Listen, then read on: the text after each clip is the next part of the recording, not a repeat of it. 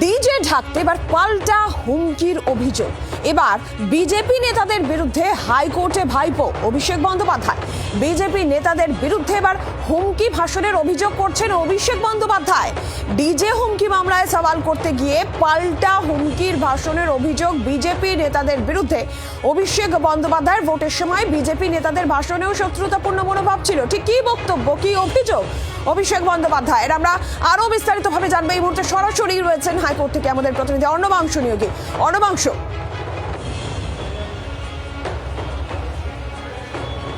নীলাঞ্জনা, সেটা হচ্ছে অভিষেক বন্দ্যোপাধ্যায় তিনি যে মামলা করেছেন তার বিরুদ্ধে মূল অভিযোগ যে তিনি ডিজের ভাষণ দিয়েছিলেন, সেই ভাষণের মধ্যে হুমকিপূর্বক একটা ইঙ্গিত ছিল।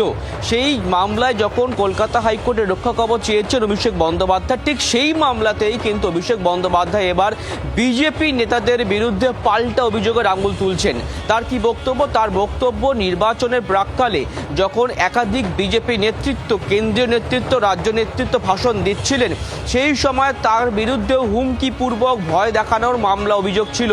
অর্থাৎ তাকে জেলে ভরা হবে এবং রাজ্য প্রশাসন, কেন্দ্রীয় প্রশাসনকে যৌথভাবে প্রভাব খাটানো হবে, এমনটা ইঙ্গিত ছিল। সুতরাং তার বিরুদ্ধে যেমন অভিযোগ উঠছে, তেমনি পাল্টা কিন্তু এবং বিজেপি নেতাদের বিরুদ্ধে অভিযোগের আঙুল তুললেন অভিষেক বন্দ্যোপাধ্যায়।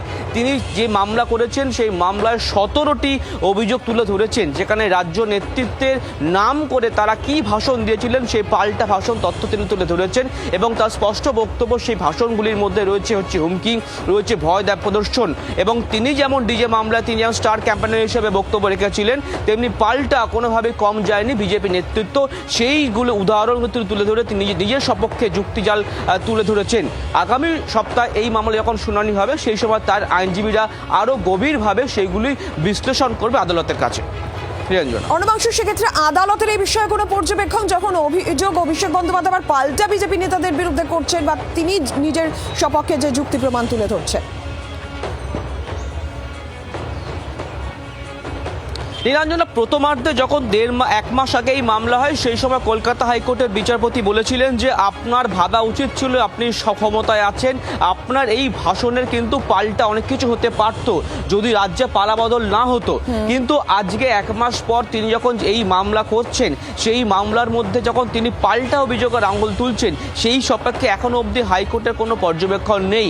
আগামী সপ্তাহে যখন শুনানি হবে, সেই সময় তার আইনজীবীরা এই 17টি পয়েন্ট, কারা কারা নেতৃত্ব রয়েছে তাদের নাম ধরে অভিযোগ করবেন। সেই সময় আদালত যুক্তি পর্যবেক্ষণ দিল আলাদা বিষয়। কিন্তু এই মুহূর্তে বিজেপি নেতৃত্বের বিরুদ্ধে যারা যে অভিযোগ তুলেছেন, তার যুক্তিজাল সাজাচ্ছেন, সেই সম্পর্কে আদালতের কোনো পর্যবেক্ষণ আপাততভাবে নেই। অর্ণবাংশ, ধন্যবাদ। ডিজে ঢাকতে পাল্টা এবার হুমকি অভিযোগ অভিষেক বন্দ্যোপাধ্যায়ের এবং বিজেপি নেতাদের বিরুদ্ধে। এবার হাইকোর্টে ভাইপো তার অভিযোগ যে বিজেপি নেতাদের বিরুদ্ধে হুমকি ভাষণের অভিযোগ তিনি করছেন। ডিজে হুমকি মামলায় সওয়াল করতে গিয়ে পাল্টা হুমকির ভাষণ, নিজের সপক্ষে তথ্য এবং যুক্তি অভিষেক বন্দ্যোপাধ্যায়ের। আগামী সপ্তাহে মামলার ফের শুনানি রয়েছে। ভোটের সময় বিজেপি নেতাদের ভাষণেও শত্রুতাপূর্ণ মনোভাব ছিল, ক্ষমতা এলে তাকে জেলে ভরা হবে, এমনকি হুমকিও দেওয়া হয়। পুলিশ তদন্তকারী সংস্থাগুলির অপব্যবহারের স্পষ্ট ইচ্ছে ছিল। হাইকোর্টে এমনটাই বক্তব্য, এমনটাই অভিযোগ অভিষেক বন্দ্যোপাধ্যায়।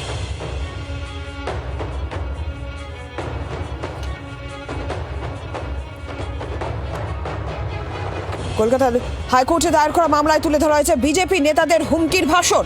নির্বাচন চলাকালীন বিজেপি নেতা প্রতিনিধিদের ভাষণে শত্রুতাপূর্ণ, প্রতিহিংসামূলক মনোভাব ছিল, এমনটাই বক্তব্য অভিষেক বন্দ্যোপাধ্যায়।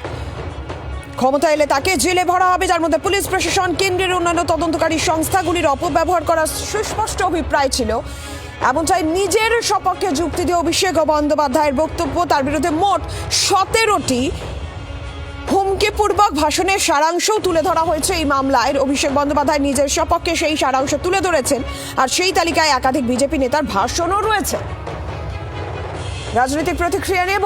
বিজেপির তরফ থেকে রাহুল সিনহা আমাদের সঙ্গে এই মুহূর্তে রয়েছেন টেলিফোন লাইনে। রাহুল বাবু, ডিজে হুমকি মামলা এবার অভিষেক বন্দ্যোপাধ্যায়ের পাল্টা অভিযোগ। হাইকোর্টে তার বক্তব্য যে বিজেপি নেতারাও এরকম হুমকি ভাষণ দিয়েছেন।